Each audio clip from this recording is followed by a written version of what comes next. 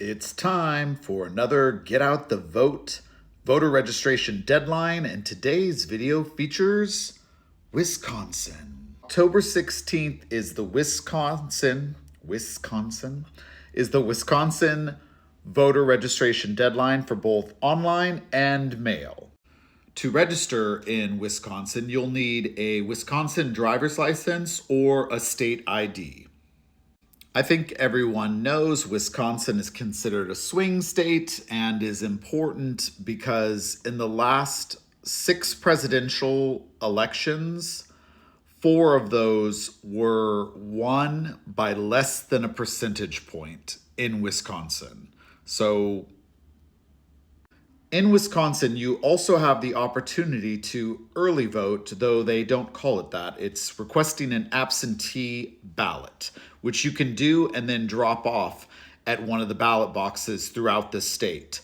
This is good news because this was recently overturned. You could not drop off your ballots. There were no ballot boxes legally allowed in Wisconsin, but the Supreme Court just recently turned that over.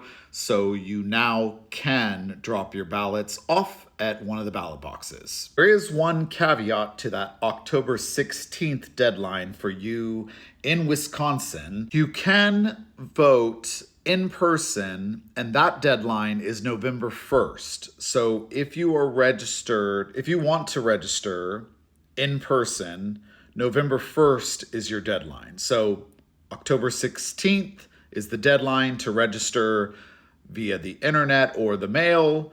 If you want to be in person, which why do that to yourself? But hey, if you want to, or if you somehow miss that deadline, it is good for you Wyomingians to know that you can vote on November 1st. If you're going to vote in person on November 1st, keep in mind you will have to prove you are a resident with a utility bill and or your driver's license. The population of Wisconsin as of 2022 is 5.89. As of August 1st, 2024, Wisconsin has 3,456,732 active registered voters. Wisconsin does not collect information on the gender, race, or political party affiliation of registered voters, so we don't have that information.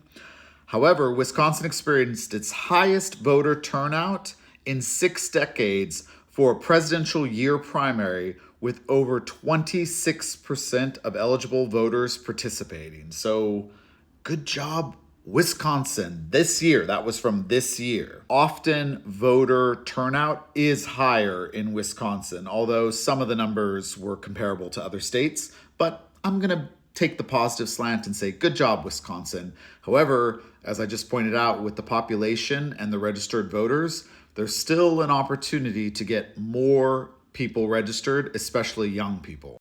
On the subject of young people, I found this information for the different age groups of Wisconsin's last voting block. And as you can see, old people vote more than young people. I know, shocking, but we need to get young people involved and get them registered to vote in Wisconsin to make the difference. Lastly, and this is fairly new news, RFK Jr. will not be able to remove his name, so his name will be on the ballots in Wisconsin, which might be a good thing for Democrats. Honestly, I don't think he's appealing to Democrats, so let Republicans vote for him instead of the other dumbass. And before you start asking why, the statute literally says any person who files nomination papers and qualifies to appear on the ballot may not decline nomination. And I love this bit. You're giving me this touchy-feely, I feel like this shouldn't be on the law.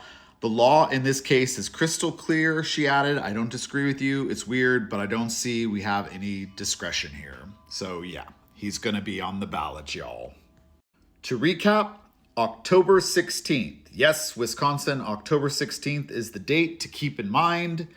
That is your registration deadline for both online and mail. The exception to this is if you're going to be registering in person, and that will have to be at your voting location. So it's not like this huge flexible thing. It's much better to get it done by October 16th.